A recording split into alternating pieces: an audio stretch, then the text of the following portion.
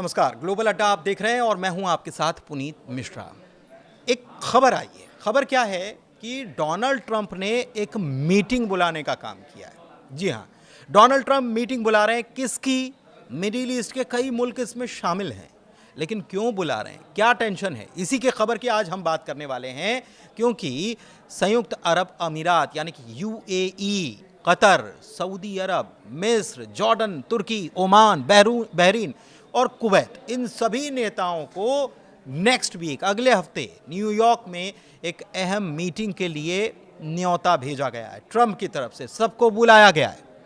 अब माना जा रहा है कि ये जो मीटिंग है ये किस मुद्दे के लिए हो रही है, तो गाज़ा में जो चल रहा है उसको सेंट्रलाइज करके ये मीटिंग होगी, उसी के ऊपर फोकस रहेगा। और इसके अलावा यूएनजीए यानी कि यूनाइटेड नेशन जनरल असेंबली जो है, इसके दौरान ही ये मीटिंग या ये बुलावा जो भेजा गया है सबको कि आइए बैठकर बात करते हैं। दरअसल गज़ा में जो चल रहा है इसको रोकने और क्षेत्र में स्थिरता बनाने पर चर्चा हो सकती है, ऐसा माना जा रहा है इस मीटिंग में। अरब के अधिकारियों के मुताबिक ट्रंप इजराइल पर दबाव बनाने और शांति प्रयासों को तेज करने की योजना बना रहे हैं, यानी कि इजराइल के ऊपर अमेरिका थोड़ा प्रेशर क्रिएट करे। लेकिन क्या ऐसा होता है सही में, ये आप बताएंगे कमेंट के जरिए। हालांकि इसके अलावा एक बैठक उसी दिन अलग होने वाली है। ये गल्फ कंट्रीज की होगी, जिसमें सऊदी अरब को शामिल किया गया है, यूएई को शामिल किया गया, कतर, ओमान, बहरीन, कुवैत, इन सब के नेताओं के साथ ये मीटिंग बुलाई गई है। तो इसका फोकस क्या है, ये भी ध्यान देने वाली बात है। इसका फोकस हो सकता है कि गल्फ में वो देश भी आता है जिसके साथ संघर्ष अक्सर अमेरिका का देखने को मिलता है, खासतौर पर इजराइल का देखने को मिलता है। हम बात करें ईरान की, तो क्या ईरान को लेकर यह मीटिंग हो सकती है? अच्छा, मेन जो मीटिंग बुलाई गई है इसमें कौन कौन शामिल होगा? सऊदी अरब शामिल होगा, यूएई होगा, कतर होगा, मिस्र होगा, जॉर्डन होगा, तुर्की होगा। और गल्फ फोकस मीटिंग में सऊदी अरब, यूएई, कतर, ओमान, बहरीन और कुवैत को शामिल किया जाएगा। ये न्योता व्हाइट हाउस की तरफ से भेजा गया है। दरअसल हाल के हफ्तों में गजा में जो तनाव बढ़ रहा है और कतर में जो इमरजेंसी समिट हुआ उसके बाद ये न्योता, ये इनविटेशन भेजा गया है ट्रंप की तरफ से। दरअसल ट्रंप ने मिडिल ईस्ट में सक्रियता दिखानी शुरू की मई 2025 से, जब वो आए थे। आपको याद होगा 3 देशों की यात्रा की थी, सऊदी अरब की यात्रा की थी, कतर की यात्रा की थी, यूएई की यात्रा की थी। तो ऐसा लगता है कि इसको आगे बढ़ाने का समय ट्रंप को लगता है कि अब आ गया है। अब ये नई पहल हालांकि माना जा रहा है। आपको ये बता दें कि इमरजेंसी अरब समिट, इस्लामिक समिट जो था 15 सितंबर में हुआ, दोहा में हुआ।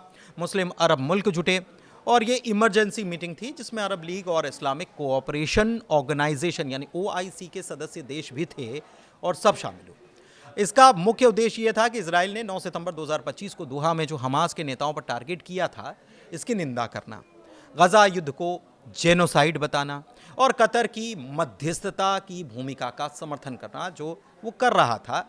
लेकिन ऐसे में अमेरिका अब इन देशों को अलग से लेकर बैठक करने की तैयारी कर चुका है।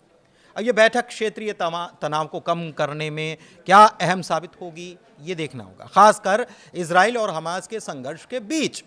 हालांकि इमरजेंसी अरब इस्लामिक समिट में बहुत सारी कड़वी बातें, या ये कह लीजिए कि कोई ठोस बातें हुई तो सही, लेकिन उसका परिणाम नजर नहीं आया।